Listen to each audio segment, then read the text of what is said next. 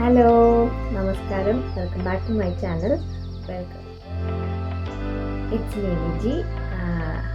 ഒരുപാട് നാളായല്ലേ, എന്നോട് എല്ലാവരും ക്ഷമിക്കണം. ഞാനൊരു വീഡിയോ എടുത്തിട്ട് പോയതാണ്. പിന്നെ എന്നെ ന്യൂസേ ഇല്ല, എന്നെ കണ്ടിട്ടേ ഇല്ല.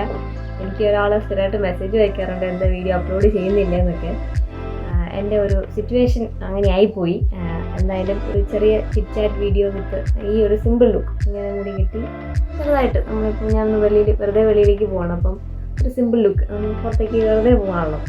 അങ്ങനെ പുറത്തേക്ക് പോകാനായിട്ട് ഒരു ചെറുതായിട്ട് ഞാനിങ്ങനെ റെഡിയാവുമെന്ന് എന്നൊന്ന് കാണിച്ചിട്ട് എന്താണ് സംഭവിച്ചത്, ലോക്ക്ഡൗൺ കാരണം സംഭവിച്ച കുറച്ച് കാര്യങ്ങളെക്കുറിച്ച് പറയാനൊക്കെ കൂടിയിട്ടാണ് ഈ വീഡിയോ.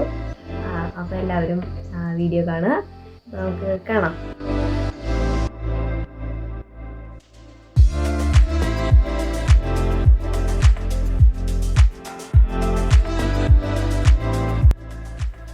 എനിക്ക് തോന്നുന്നു ലാസ്റ്റ് വീഡിയോ ഞാൻ എടുത്തത് ഒരു ഗോൾഡ് ജ്വല്ലറിയുടെ ഹോൾ വീഡിയോ ആയിരുന്നു.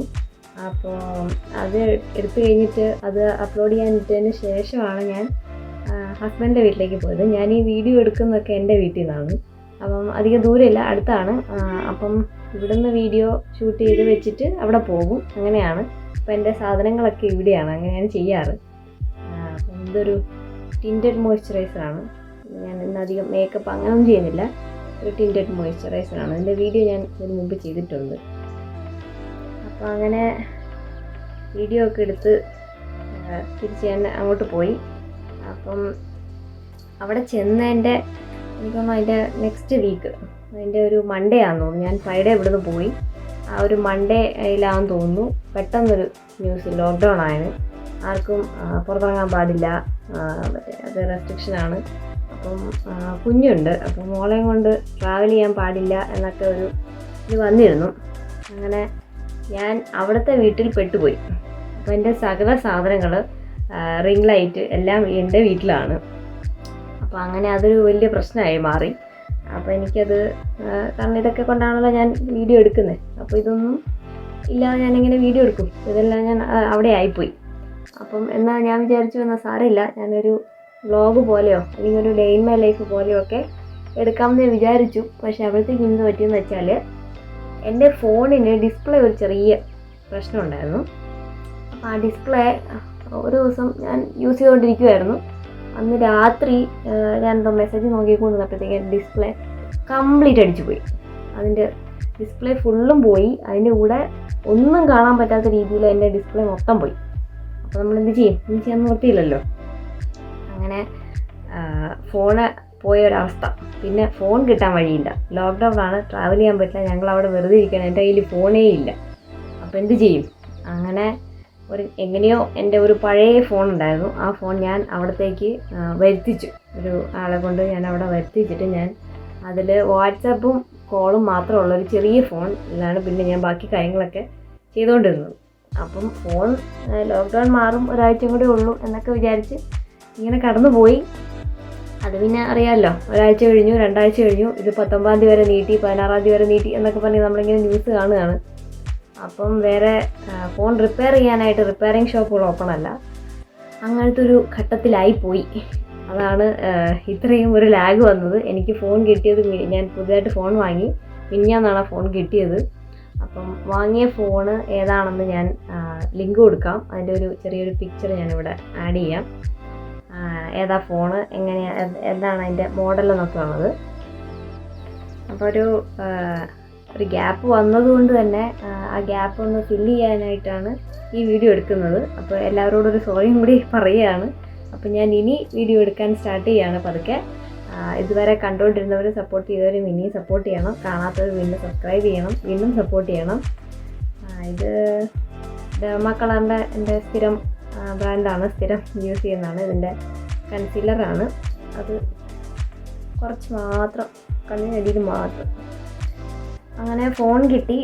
ഫോണിൽ മറ്റേ നമ്മുടെ എല്ലാം അപ്ലോഡ് ചെയ്തു, എല്ലാ സാധനങ്ങളും ഡൗൺലോഡ് ചെയ്തു, എല്ലാ ആപ്സും അതിൻ്റെ കാര്യങ്ങളൊക്കെ. പിന്നെ ഫോൺ പഠിച്ചു വരണം, ഫോൺ യൂസ് ആയിട്ടില്ല. അങ്ങനെ ഫോണുമായിട്ട് പരിചയപ്പെട്ട് വരുന്നതേ ഉള്ളൂ.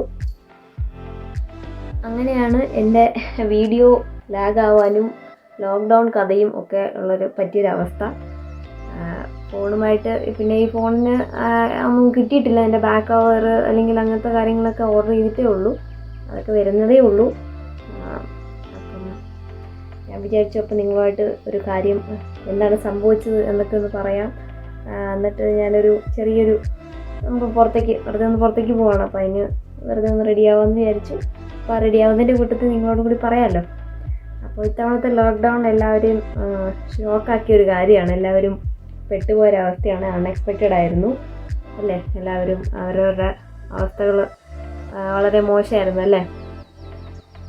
കാരണം മറ്റത് ഞാൻ ഹസ്ബൻഡിൻ്റെ വീട്ടിൽ നിന്ന് ഡെയിലി ഇങ്ങോട്ടേക്ക് വരും, എന്നിട്ട് ഓഫീസിൽ പോകും, അങ്ങനെയായിരുന്നു. അപ്പോൾ ഡെയിലി പോയി വരും. എന്താ പറ്റിയെന്ന് വെച്ചാൽ ഇത് മോളുള്ളത് കൊണ്ട് ട്രാവൽ ചെയ്യാനുള്ള ബുദ്ധിമുട്ട്. അപ്പോൾ നമുക്ക് ട്രാവൽ ചെയ്യുമ്പോൾ ചെക്കിംഗ് ഉണ്ട്. അപ്പോൾ ചെക്കിങ്ങിന് സമ്മതിക്കില്ല, നമുക്ക് കൊച്ചുകുട്ടികളെയും കൊണ്ട് പുറത്തേക്ക് ഇറങ്ങാൻ പറ്റാത്ത അവസ്ഥ.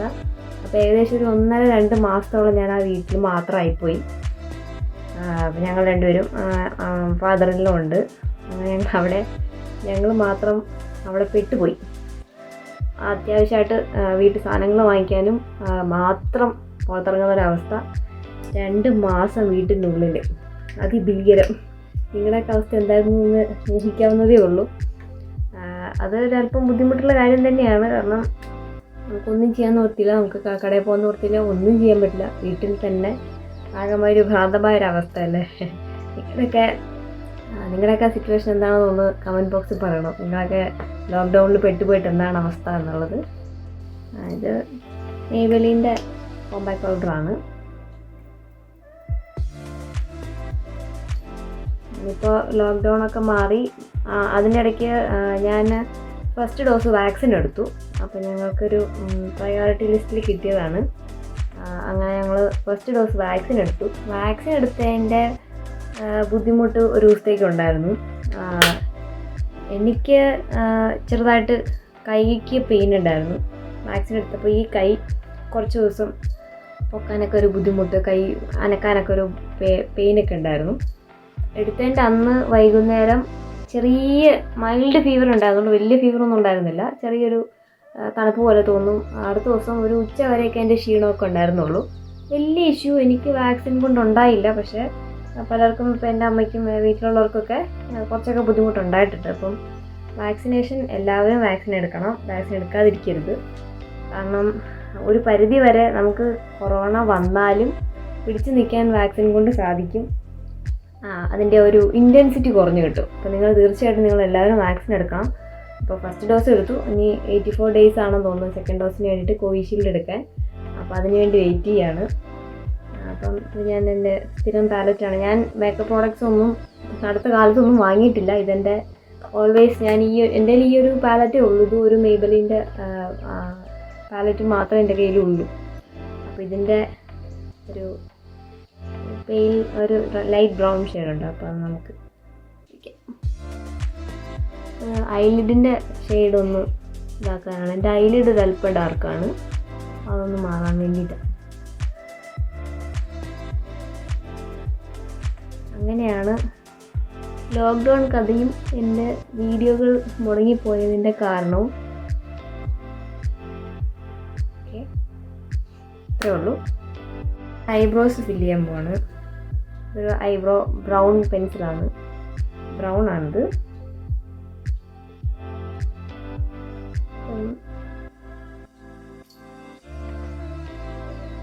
എൻ്റെ ഐബ്രോസിൻ്റെ ഈ ഭാഗം ഇത്രയും നോർമലാണ്. ഈ ഒരു ടിപ്പ് മാത്രമാണ് ഇഷ്യൂ. പലർക്കും പല പ്രശ്നങ്ങളുണ്ടായിരിക്കും ഐബ്രോസിന്. എൻ്റെ ഇങ്ങനെ ദൂരെ നോക്കിയാൽ വലിയ ഇഷ്യൂ തോന്നുന്നില്ല, ഇവിടെ മാത്രമാണ് ഒരു പ്രശ്നമുള്ളത്. ഒരുപാട് പേര് കളിയാക്കിയിട്ടുണ്ട്, പിന്നെ അതിൽ കരണ്ടുകൊണ്ട് പോയോ, ഇതിങ്ങനെ എന്ത് പറ്റി, ഇവിടെ ഇങ്ങനെ പകുതിക്ക് വെച്ച് കട്ടായി പോയോ, സ്വന്തമായിട്ട് എടുക്കാൻ ശ്രമിച്ചോ, അങ്ങനെയൊക്കെ. നിങ്ങൾക്ക് ആർക്കെങ്കിലുമൊക്കെ ഐബ്രോസ് ഇല്ല, അല്ലെങ്കിൽ ഐബ്രോസിൻ്റെ ഹെയറിന് പ്രശ്നമുണ്ടോ എന്നൊക്കെ അതിന് ചമ്മൽ വിചാരിക്കേണ്ട ഒരു കാര്യമില്ല. കാരണം അത് ഓരോരുത്തരുടെ പ്രശ്നമാണ്. ഇതിപ്പോൾ എന്ത് ചെയ്യാൻ പറ്റും. ഇതിപ്പം എനിക്ക് ഐബ്രോസ് എടുക്കുന്നതിന് മുമ്പ് ഒരു വലിയ ഐബ്രോസ് ആയിരുന്നു, അതിൻ്റെ ഇടയിൽ ഒരു ഗ്യാപ്പ് ഉണ്ടായിരുന്നു. ആ ഗ്യാപ്പ് ഐബ്രോസ് എടുത്തപ്പോൾ അവിടെ ഇല്ലാത്ത പോലെ വന്നത്. അതാണ് ആക്ച്വലി എൻ്റെ ഐബ്രോസിൻ്റെ പ്രശ്നം. അപ്പം ഞാൻ ഐബ്രോ ടാറ്റു ചെയ്താലോ എന്ന് ഞാൻ ആലോചിക്കുന്നുണ്ട്. കാരണം ഈ ഒരു ടിപ്പിന് മാത്രമേ പ്രശ്നമുള്ളൂ. അപ്പോൾ അവിടെ മാത്രം ചെയ്താൽ പിന്നെ എനിക്ക് ഐബ്രോസ് ഒന്നും ചെയ്യേണ്ട എന്ന് ഞാൻ വിശ്വസിക്കുന്നു, ഞാൻ ആഗ്രഹിക്കുന്നു. സത്യം പറഞ്ഞാൽ വരച്ച് ഞാൻ മടുത്തു. അപ്പോൾ എത്ര പേർക്ക് ഐബ്രോസ് ഇഷ്യൂ ആയിട്ടുള്ള ആൾക്കാരുണ്ട്. അപ്പം അതൊരു വലിയ പ്രശ്നം തന്നെയാണ്. അപ്പോൾ നമുക്ക് മുഖം തുടയ്ക്കണമെങ്കിൽ സൂക്ഷിച്ച് തുടയ്ക്കണം. ഡ്രസ്സൊക്കെ എടുത്ത് തുടയ്ക്കുകയാണെങ്കിൽ അല്ലെങ്കിൽ കർച്ചീഫ് കൊണ്ട് തുടയ്ക്കുമ്പോഴൊക്കെ ഇതങ്ങ് സൂക്ഷിക്കണം. അതൊരു വലിയ പ്രശ്നമാണ്. അപ്പം നിങ്ങൾ ഇതിനെക്കുറിച്ച് ഓർത്ത് സങ്കടപ്പെടുക വേണ്ട. നിങ്ങൾ ഐബ്രോ പെൻസിൽ വാങ്ങുക, ഐബ്രോസ് വരയ്ക്കുക. വേറെ ഒന്നും വിചാരിക്കേണ്ട. മറ്റുള്ളവരെന്ത് ചിന്തിക്കും, വരച്ച പോലെ ഇരിക്കില്ലേ, അതൊക്കെ അവർ ചിന്തിച്ചോട്ടെ, സാരമില്ല. നിങ്ങളുടെ ഇഷ്ടത്തിന് നിങ്ങൾ ഐബ്രോസ് ഫില്ല് ചെയ്തിരിക്കുന്നത് നിങ്ങളുടെ സന്തോഷം.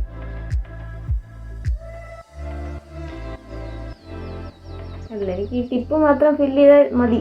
എനിക്ക് അതിൻ്റെ ആവശ്യമുള്ളൂ. ഇതാണ് ആകെയുള്ളൊരു പ്രശ്നം. പിന്നെ ഒരല്പം ഇവിടുന്നേ ഡാർക്കാക്കുന്നു എന്ന് മാത്രം.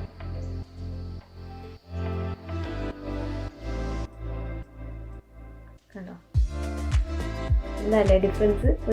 ഒരു ടിപ്പ് മാത്രം ഫില്ല് ചെയ്തപ്പോഴത്തേക്കുള്ള ഐബ്രോസിന് ഡിഫറൻസ് അല്ലേ?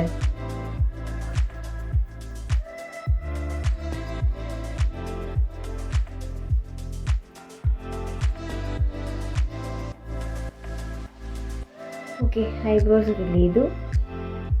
അങ്ങനെയുണ്ട്. നമുക്ക് കണ്ണിൻ്റെ പരിപാടി നടത്താം. കാജൽ ഞാൻ ചെയ്യാൻ പോണേ ഇത് മേബിലിൻ്റെ കൊളോസൽ കാജലാണ്. അത് ഞാൻ എടുത്തു. അതെന്താ ഞാൻ ചെയ്യാന്ന് വെച്ചാൽ ഇതിന് ഈ ബ്രഷ് ഉപയോഗിച്ച് ഈ കാജൽ എടുക്കുകയാണ്.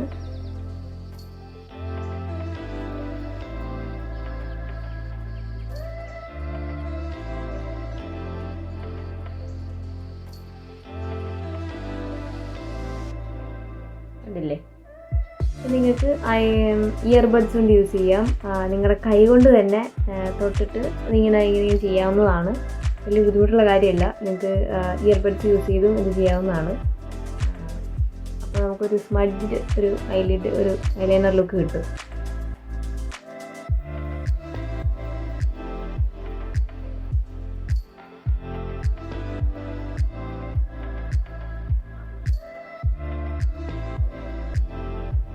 അതുപോലെ തന്നെ നമുക്ക് ലോവർ ലാഷസിലും ചെയ്യാം.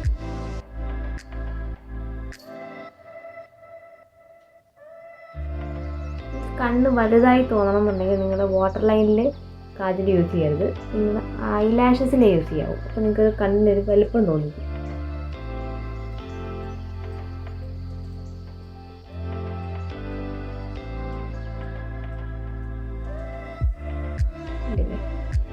ഡിഫറൻസ് കണ്ടോ? നമുക്ക് ഇപ്പത്തം ചെയ്യാം.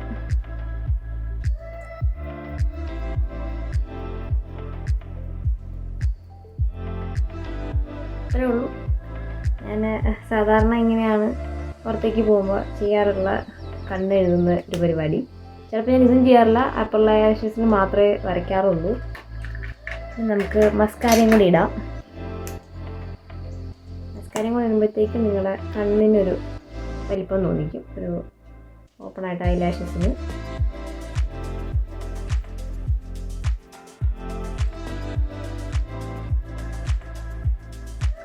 ഡിഫറൻസ് കാണാമെന്ന് തോന്നുന്നു.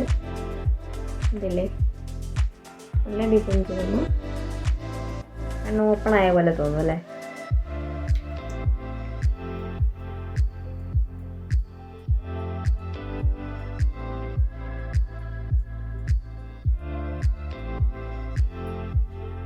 മസ്കാര ലോവർ ലാഷസിൽ ഇടാൻ മറക്കരുത്.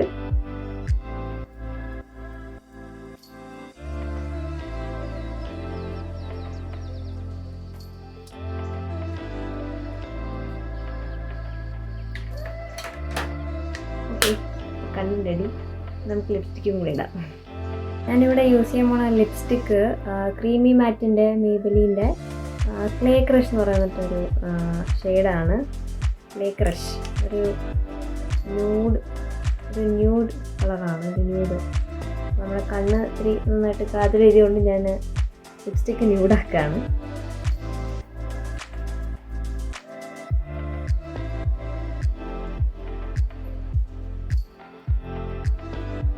ഈ ഷെയ്ഡ് ഒരല്പം പാച്ചിയാണ്, ഒരു ലേശം പാച്ചിയായിട്ടാണ് എനിക്ക് തോന്നിയത്. പിന്നെ ഇപ്പോൾ കാണുമ്പം ഒരു വാഷ് ഔട്ട് ആവുന്ന പോലെ തോന്നും, പക്ഷേ ലൈറ്റിൽ കാണുന്ന ഷെയ്ഡല്ല വെയിലത്ത് ഇറങ്ങുമ്പോൾ ഇതൊരു നല്ല ഷെയ്ഡാണ്. എന്നാലും ഇപ്പോൾ ലിപ്സ്റ്റിക്കിന് യാതൊരു ഇമ്പോർട്ടൻസ് ഇല്ലാത്തൊരു കാലമാണ്. ഇമ്പോർട്ടൻസ് എന്ന് പറഞ്ഞാലായിട്ട് മാസ്കിനുള്ളിൽ എന്ത് ലിപ്സ്റ്റിക് അല്ലേ, പിന്നെ നമ്മുടെ ഒരു സന്തോഷം, നമുക്ക് ലിപ്സ്റ്റിക് ഇടുന്നത് നമ്മുടെ ഒരു ഒരു സന്തോഷമാണ് അല്ലേ. എനിക്ക് അങ്ങനെയാണ്, ഞാൻ മാസ്ക് ഇട്ടാലും ഞാൻ ലിപ്സ്റ്റിക് ഇടും, എനിക്ക് കാര്യമൊന്നുമില്ല, പക്ഷെ എന്നാലും ഒരു സന്തോഷം അല്ലേ. ഇനി നമുക്ക് മുടി കെട്ടാം.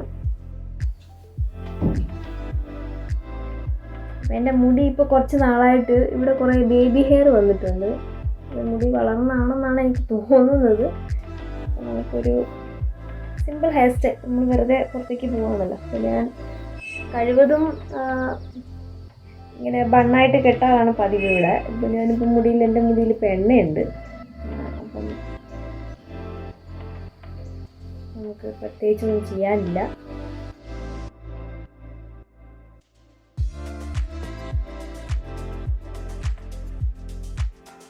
ഒരു ഐബൺ ആയിട്ട് കെട്ടുകയാണ് മുകളിലേക്ക്.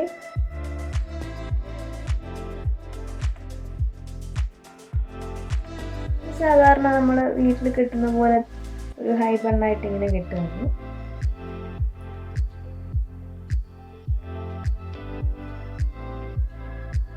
എനിക്കിത്ര ആവശ്യമുള്ളൂ, ഞാനിങ്ങനെ കെട്ടി വയ്ക്കാറുണ്ട്. അപ്പം നമ്മൾ സിമ്പിളായിട്ട് ഇരുന്നോളും.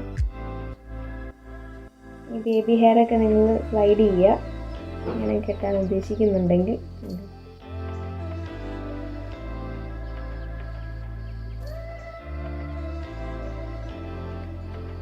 ഇത്രയേ ഉള്ളൂ എൻ്റെ ഹെയർ സ്റ്റൈലും ഇതുമൊക്കെ. അല്ലെങ്കിൽ നിങ്ങൾക്കൊരു ഹെയർ ബാൻഡോ എന്തെങ്കിലുമൊക്കെ യൂസ് ചെയ്യാവുന്നതാണ്. അപ്പോൾ ഇത്രയൊക്കെ ഉള്ളൂ. ഞാൻ സാധാരണ ഇവിടെ ഇരുമ്പോഴാണ് ഇവിടെ ഹെയർ സ്പ്രേ ഒക്കെ ചെയ്ത് കുറച്ചൊന്ന് ഇവിടെ ഒന്ന് നിങ്ങൾക്കൊന്ന് പൊക്കി വയ്ക്കാം. നിങ്ങൾ ഇവിടെ ഒന്ന് താന്നാനിരിക്കുന്നതെന്ന് തോന്നുവാണെങ്കിൽ, അല്ലെങ്കിൽ നിങ്ങളൊന്ന് ഫ്രണ്ടിലേക്ക് ഇങ്ങനെ ഒന്ന് പുഷ് ചെയ്താൽ മതി, അപ്പോൾ അതൊരല്പം പൊങ്ങിയിരിക്കും.